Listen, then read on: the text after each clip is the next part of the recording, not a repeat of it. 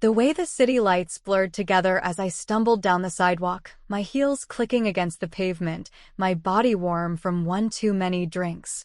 I wasn't supposed to drink that much. I had told myself I'd just have one glass of wine, maybe two. I had promised myself I'd be careful. But promises don't mean much when you feel empty. And I had been feeling empty for a long, long time. The work party was supposed to be a distraction. A way to escape, just for a little while, from the cold, quiet house I shared with my husband. A house that felt more like a museum than a home. He barely looked at me anymore. Barely spoke to me. It was like I was just there. A part of the furniture. Something he had gotten used to, but no longer noticed. So when my coworkers laughed at my jokes, when they leaned in a little closer, when their eyes lingered on me in ways my husband's never did, I let myself enjoy it. Just for the night. Just for a moment. But moments have consequences. By the time I stepped outside, I was dizzy, floating somewhere between tipsy and drunk. My phone slipped from my fingers as I tried to call my husband. It rang and rang and rang. No answer. Of course. I sighed, swaying slightly, my vision swimming. I needed to get home. But how? And then, his voice. A voice I had heard 1,000 times before. A voice that had always been safe, familiar. But that night, something was different. Are you okay? I turned, blinking up at him. He stood there, his face half-shadowed under the streetlight, his eyes filled with something I couldn't quite place. Concern? Amusement? Something else? Jake, my stepson. He was the last person I expected to see that night. The last person I should have called. But there he was. And in that moment, in my drunken haze, I felt something shift. I should have said no. I should have told him to leave. I should have done a lot of things. But instead, I let him take my hand. I let him guide me to his car. And as we drove through the empty streets, his voice soft, his presence steady, something inside me whispered, "This is dangerous." And I didn't care. Before I tell you what happened next, make sure you subscribe to Shocking Infidelity Cases for more real-life confessions that reveal the darkest corners of human emotions. Because trust me, this story is just getting started. My name is Claire. I'm 38 years old. And if you had asked me a few years ago, I would have told you I had a good life, a stable marriage, a comfortable home, a routine that made sense. But somewhere along the way, that life became something else. It became lonely. It's strange how loneliness doesn't hit you all at once.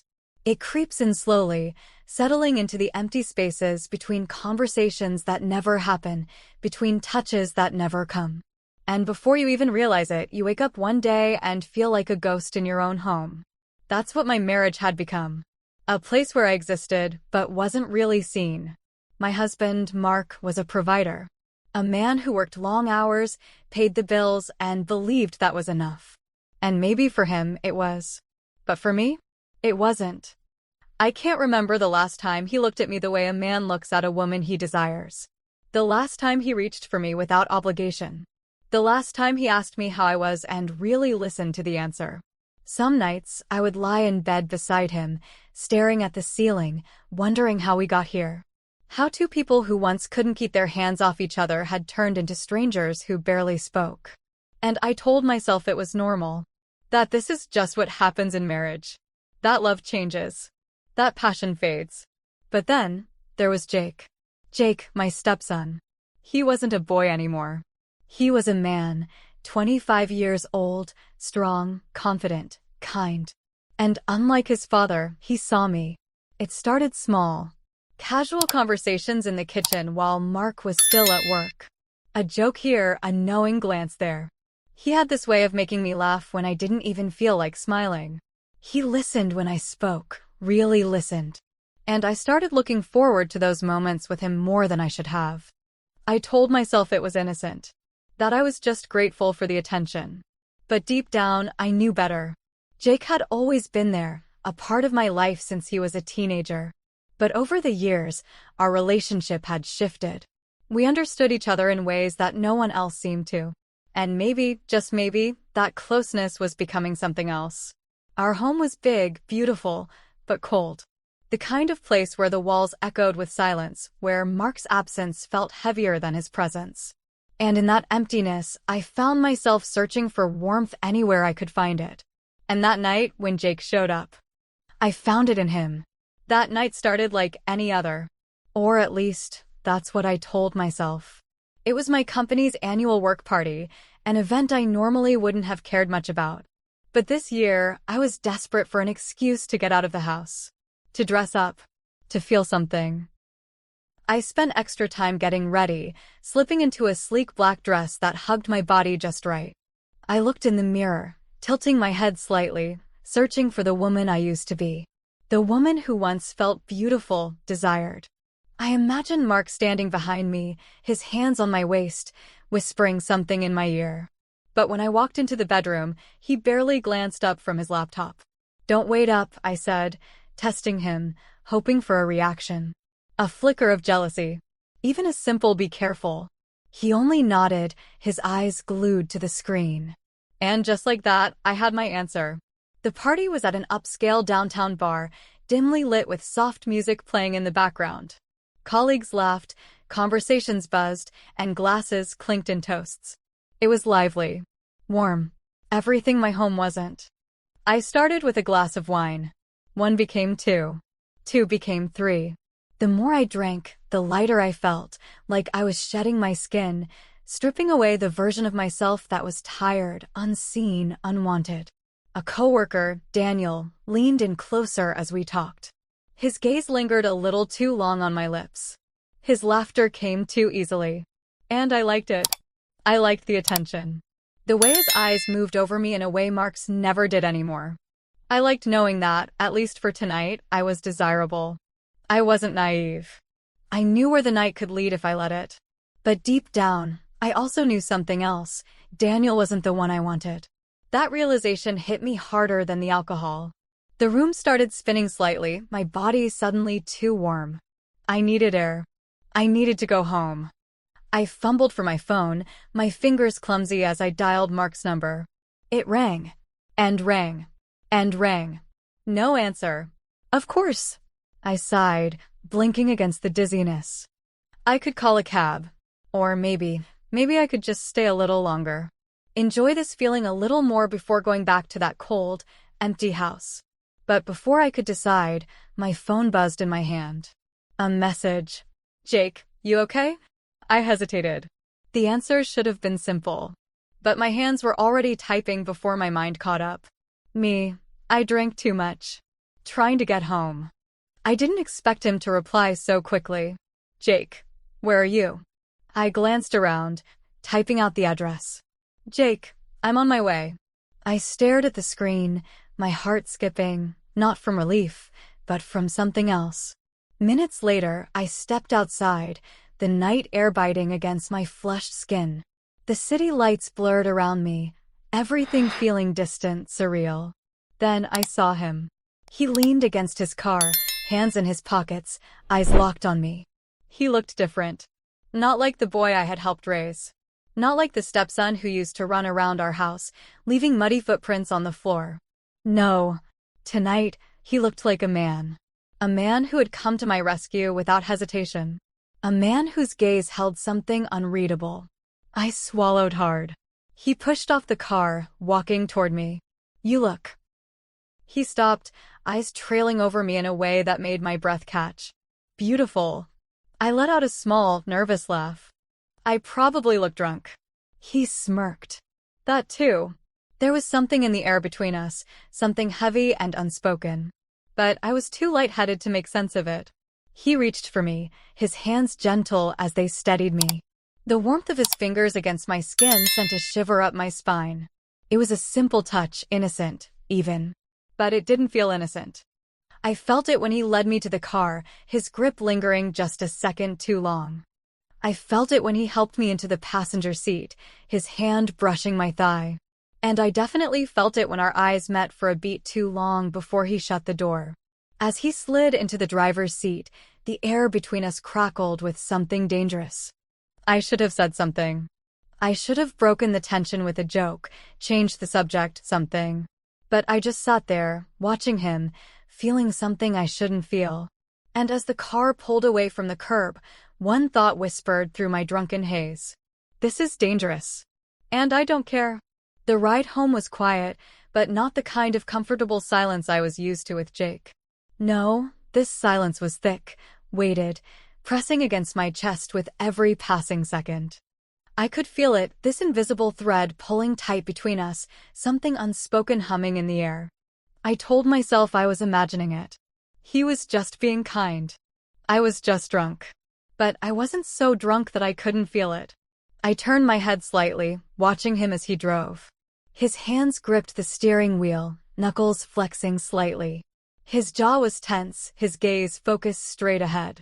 But every so often, his eyes flickered toward me, quick glances, barely noticeable. Except I noticed. And the way he looked at me? It wasn't how a son should look at his stepmother. A wave of guilt crashed over me so fast it nearly made me sick. This was Jake, the boy I had helped raise, the son of the man I had vowed to love. So why did it feel so good to have him here? Why did his presence settle something deep inside me, something that had been aching, starving, desperate for attention? I clenched my hands in my lap, my breath unsteady. This was wrong. But if it was so wrong, why did my body betray me? Why did I feel heat creep up my neck when he reached for the gear shift, his fingers so close to my knee that I could feel the warmth radiating off his skin? Why did my stomach twist when he exhaled sharply, gripping the wheel a little tighter, like he was fighting something, too? I needed to get out of this car. Fast. When we pulled into the driveway, the house was dark. No sign of Mark. Of course. I swallowed the lump in my throat as Jake cut the engine.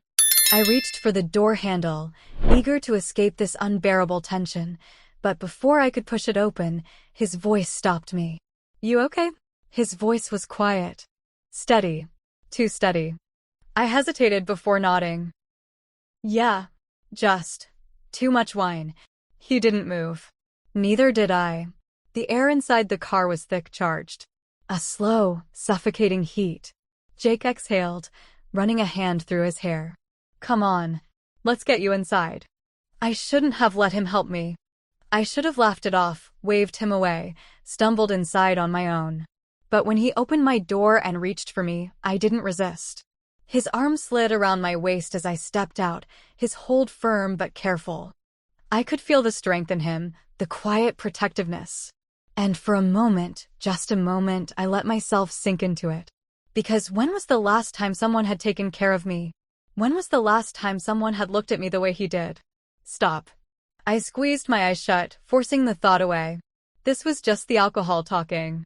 Just the exhaustion.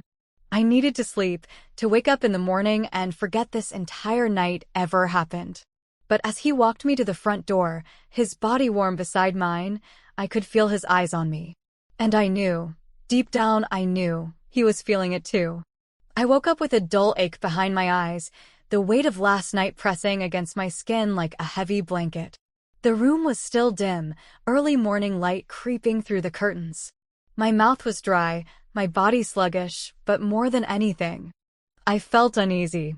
Not because of the wine, but because of him. Because of the way his hands had felt against my waist. Because of the way he had looked at me in the car. Because of the part of me, deep, hidden, shameful, that had wanted him to. I sighed, running a hand through my hair, trying to shake off the lingering haze. I needed coffee, a cold shower, a reason to forget everything.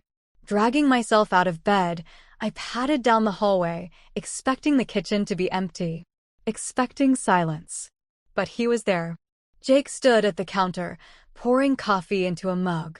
He glanced over his shoulder when he heard me, and for a second, we just stared at each other. Something flickered in his expression, something unreadable. Morning, he said, his voice softer than usual. I swallowed. Morning. He turned, holding out the cup. Made you coffee. Thought you might need it. I hesitated before taking it, fingers brushing his for half a second too long. It was such a small thing. A touch. A simple, meaningless touch. But the air shifted. Or maybe it had already shifted, and I was just now noticing. I took a slow sip, hoping the bitterness would ground me. Thanks. You didn't have to. Jake leaned against the counter, arms crossed. "You feeling okay?" I nodded, but I could tell he didn't believe me. And maybe he was right not to. Because standing there, with him watching me like that, like I was something fragile, something worth looking at, my body didn't feel like my own. It felt awake. And that terrified me. Over the next few days, something changed between us. It wasn't sudden, like a switch flipping. It was slow, careful, the way a fire spreads beneath the surface before anyone notices the smoke. It started with small things. A passing comment. A lingering glance. The way he leaned in just a little too close when we talked. And then, one night, we sat together in the living room, the TV playing some mindless show neither of us was watching. Mark was still at work, late as usual. The house was quiet. Too quiet. Jake exhaled, running a hand through his hair. "I don't get it," he said, his voice low. I glanced at him. "Get what?" He turned his head toward me, eyes dark, unreadable. "How he doesn't see you." My breath caught in my throat. I forced a laugh, shaking my head. "Jake." "No, really." His voice was sharper now, edged with something deeper. "He has you. And he acts like you're invisible." I opened my mouth, then closed it. Because what could I say? That I had been asking myself the same thing for years? That I had spent endless nights wondering why my husband, his father, had stopped loving me the way he used to? I should have stopped the conversation there. I should have gotten up, walked away, laughed it off, something. But I didn't. Because for the first time in so long, someone was saying out loud what I had been too afraid to admit. I looked at Jake, really looked at him. The way his jaw clenched, the frustration in his eyes. And something inside me cracked. Sometimes, I whispered, I feel like I could disappear, and he wouldn't even notice. Jake's expression darkened. That's not okay. I swallowed hard. It's marriage. No, he said, his voice firm. It's not. Silence stretched between us, thick and heavy. And that was the moment I knew. This wasn't just a dangerous thought in the back of my mind anymore. This was real. This was something neither of us could take back. It started with small touches. A brush of fingers when he handed me a glass of water. The way his hand lingered a second too long on the small of my back when he walked past me in the kitchen. I told myself it was nothing. I told myself I was imagining it. But I wasn't. And neither was he. Because he wasn't pulling away. Because I wasn't pulling away. And the unspoken between us was growing louder. One night, we were watching a movie on the couch. Mark had texted earlier, working late, don't wait up. Of course. The living room was dimly lit, just the soft glow of the TV casting flickering light across the room. Jake sat beside me, close but not too close.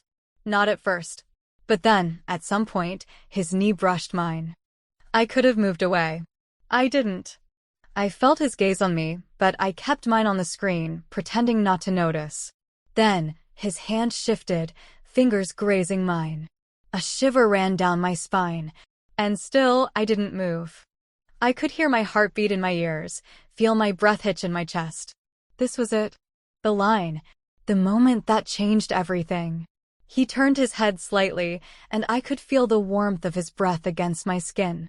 If I looked at him now, if I met his eyes, I knew I wouldn't stop. I knew he wouldn't either. And then, the sound of a car door slamming outside. I jerked back, my heart slamming against my ribs. Jake stiffened beside me, his hand pulling away so fast it might have never been there at all. Footsteps approached the door. Mark. Reality crashed down on me all at once, cold and suffocating. What the hell was I doing? What the hell were we doing? The front door opened. I forced myself to breathe, to sit up, to look normal. But as Mark walked in, tossing his keys onto the table without even looking at me, I didn't feel normal. I felt like I was standing on the edge of something dangerous. And the worst part? I wasn't sure if I wanted to step back or jump. I barely slept that night. Even after Mark had come home, showered, and climbed into bed beside me without so much as a word, my body was still humming with the weight of what almost happened. The brush of Jake's hand. The heat of his breath. The pull that I felt, so strong, so undeniable. I lay there, staring at the ceiling, my pulse still unsteady. This wasn't just loneliness anymore. It wasn't just some passing fantasy. This was real. And it was terrifying. The next night, Mark was gone again. Another late meeting. Another excuse. Another night where I was left alone in this house that no longer felt like a home. I sat at the kitchen table, mindlessly stirring my tea, trying to shake the weight in my chest. And then, hey, I looked up. Jake stood in the doorway, watching me. His expression was unreadable, but his eyes, those eyes, were filled with something I didn't know how to name. I swallowed hard. Hey, he stepped forward, slow, deliberate. You okay? That question again. The same one he had asked in the car that night. The same one I had lied about. But this time, I didn't have the strength to lie. I shook my head. No. Jake exhaled sharply, running a hand through his hair. Yeah, he muttered. Didn't think so. Silence stretched between us, thick and heavy. And then, he moved. Not fast. Not aggressive. Just a quiet, steady step toward me. I should have stopped him. I should have gotten up, walked away, left the room, something. But I didn't. Because deep down, I knew this moment had been coming for a long time. I felt it the second his fingers brushed against mine on the couch. I felt it when he helped me out of that car. I felt it every time he looked at me like I was something worth seeing.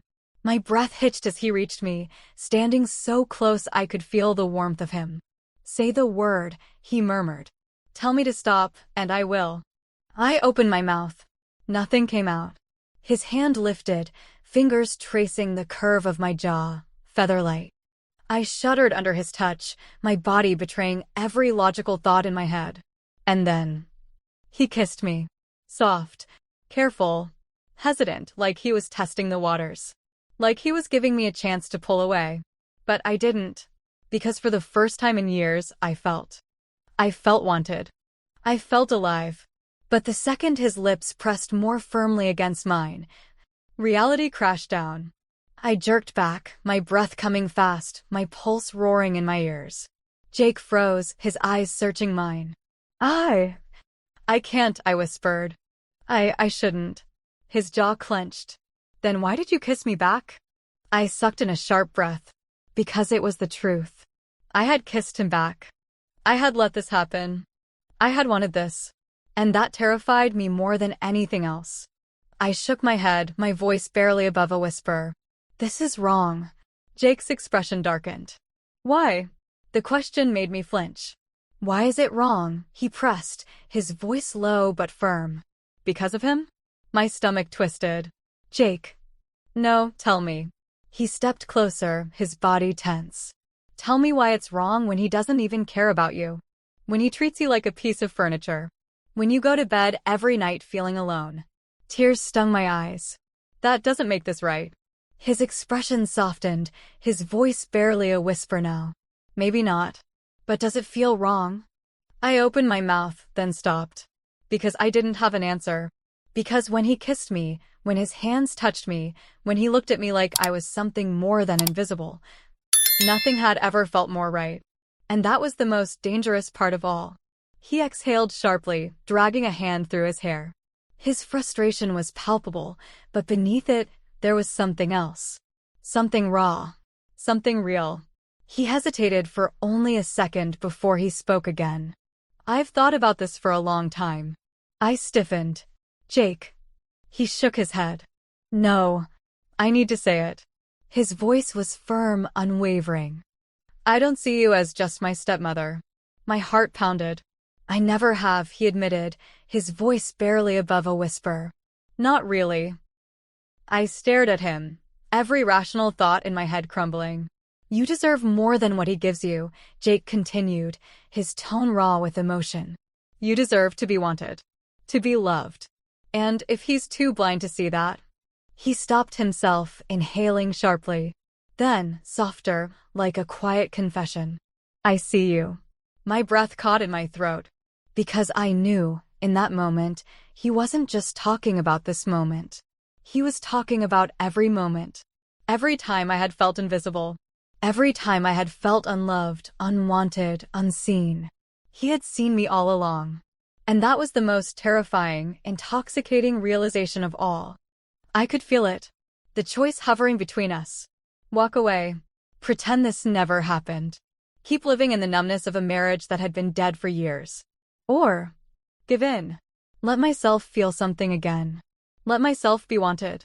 I knew what the right choice was. I knew. But when Jake reached for me again, his fingers grazing mine, I didn't pull away. I avoided him. For the next few days, I did everything in my power to pretend like it never happened. I went through the motions, woke up, made breakfast, did the laundry, played the role of a devoted wife in a marriage that had long since crumbled. I avoided eye contact, kept conversations brief. If Jake was in a room, I left it. But I felt him. Everywhere. Watching me. Waiting. And the worst part? I wanted to be watched. I wanted to be wanted. And he knew it. I don't know what I expected, that he'd regret it, that he'd be just as scared as I was.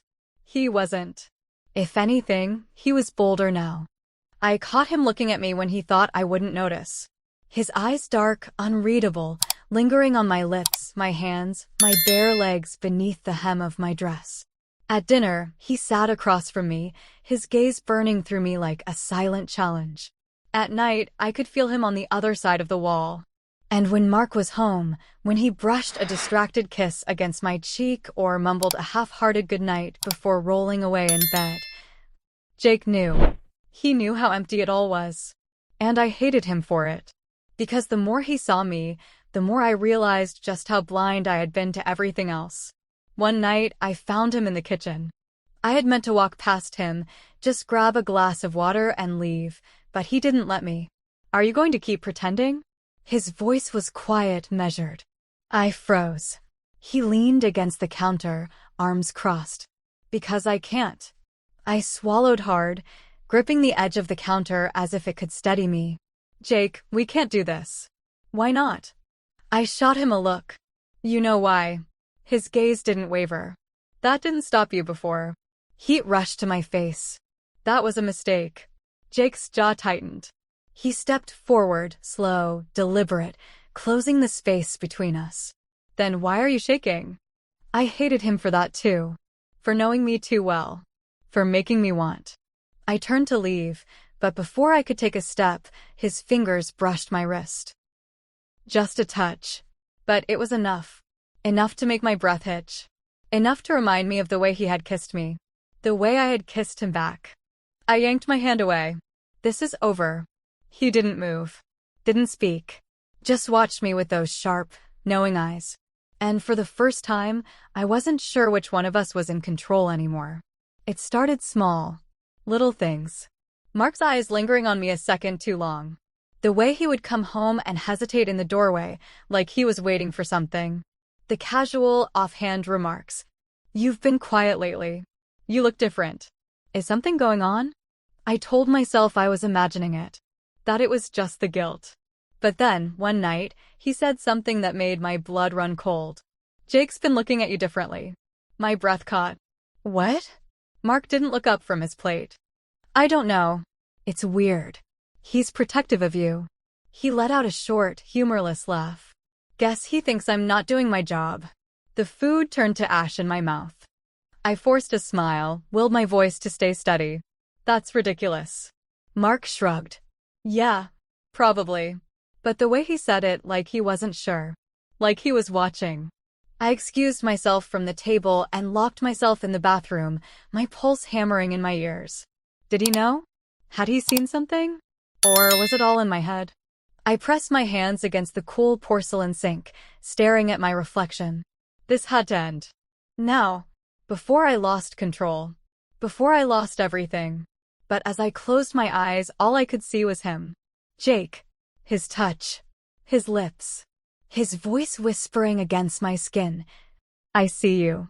And deep down I knew. This wasn't over. Not even close. I couldn't breathe.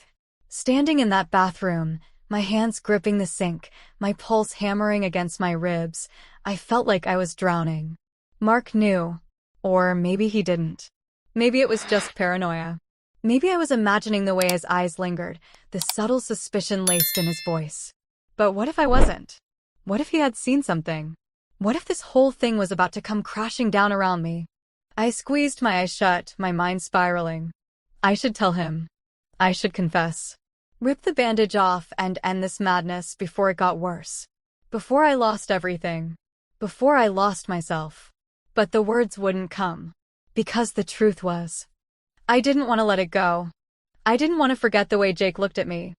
I didn't want to erase the way he made me feel. And that was the ugliest, darkest part of it all. I had never been the type of woman to make excuses. I had spent years being the good wife. The faithful wife. The wife who waited up for her husband while he spent long nights at the office, who ignored the way he barely looked at her anymore, who convinced herself that loneliness was just a phase. But it wasn't a phase. It had been my reality for years. And now? Now I was standing on the edge of something I never thought I was capable of. And a quiet, insidious voice in the back of my head whispered, if he had just loved me, would I have ever let this happen? Would I have craved the touch of another man? Would I have fallen so easily into something I knew was wrong? Would I have kissed Jake back? I didn't know. And maybe I didn't want to know. Because the moment I admitted that Mark had pushed me to this, that his neglect, his coldness, his indifference had driven me into another man's arms, I wouldn't be the villain of my own story anymore. And maybe I deserved to be. Maybe this was my fault. Maybe it wasn't. I didn't know which answer scared me more. I told myself to stop thinking about him. I told myself that what happened that night, the kiss, the whispered confessions, the way his touch had ignited something inside me I thought was long dead, was just a mistake. A moment of weakness. A lapse in judgment. But then I would catch myself staring at my phone, fingers hovering over his name. Or I'd walk past his room, my breath hitching, wondering if he was awake. If he was thinking about me too. If he still wanted me the way I still wanted him. And the worst part? Some deep, shameful part of me didn't regret it. Not the way I should. Not in the way that would make me stop. Because despite the guilt clawing at my insides, despite the fear that Mark would find out, despite everything, I still ached for him. For the way he made me feel seen. For the way he looked at me like I was desirable. For the way he touched me like I was his. And that, more than anything else, was what terrified me the most. Because no matter how much I tried to push it down, I knew this wasn't over. Not yet. I wish I could tell you I stopped. That I came to my senses, that I pulled away before it was too late. That I did the right thing. But the truth is, I don't know what the right thing is anymore. Was it wrong to crave what I had been missing for so long? Was it truly infidelity when my marriage had been dead for years? Or was it just fate, pushing me toward something I had been secretly longing for all along? Because in the end, it didn't feel like a mistake. It felt like a choice. One I had been waiting to make. And now, as I sit here, 2 years later, replaying every moment in my mind, I find myself asking, if you were me, what would you have done?